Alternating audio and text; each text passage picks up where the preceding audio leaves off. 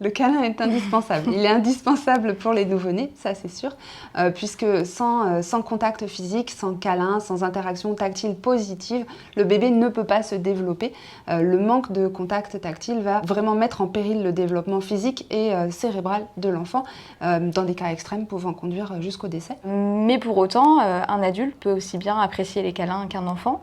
La seule différence, si on doit en donner une, c'est ce caractère essentiel à la survie qui n'est plus à l'âge adulte, puisque l'enfant devenu adulte a suffisamment de sécurité normalement pour s'épanouir sans proximité immédiate avec son parent. Et du coup, ça nous amène à ce glissement qui est vers la recherche du câlin, vers souvent des pairs du même âge, alors des amis, un partenaire amoureux. Mais ça peut être de façon plus ou moins consciente pour les mêmes raisons que quand on est enfant, pour avoir ce sentiment de sécurité, de bien-être qui va nous rassurer, nous faire du bien tout simplement. On retrouve ce besoin chez de nombreuses espèces, et en particulier chez les mammifères, y compris chez les mammifères marins.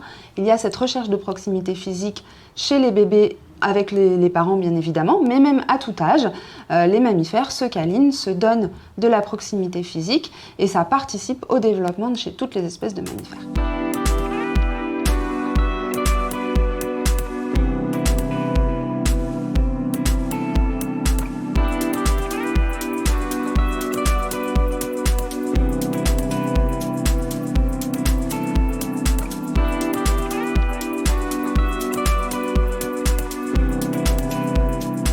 Le premier intérêt biologique du câlin, c'est que par le contact physique, on sait qu'on est à proximité d'un congénère. Et pour un bébé, on sait qu'on est à proximité d'une personne qui va être là pour nous défendre. Le fait d'être en groupe, ça nous préserve des prédateurs, tout simplement, et ça nous permet de lutter contre le danger. Donc la proximité physique, elle est essentielle à la survie du groupe et aussi à la survie des bébés qui ne sont pas capables de se défendre tout seuls, qui ont besoin de se sentir proches d'un adulte.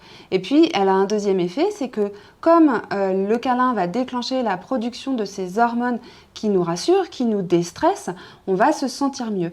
Et on sait que les personnes qui ont plus de contacts physiques qui leur font du bien vont être plus disponibles pour les apprentissages, vont mieux se développer, vont se sentir plus épanouies et être capables d'entreprendre plus de choses.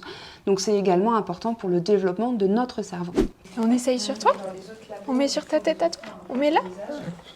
Non. Oh là! Non. Ouais, ça.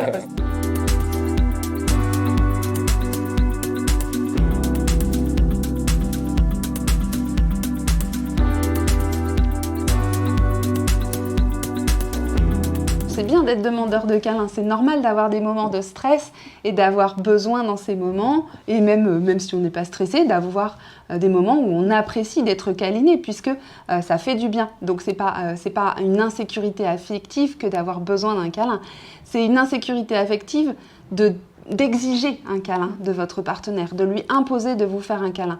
Par exemple, en faisant du chantage.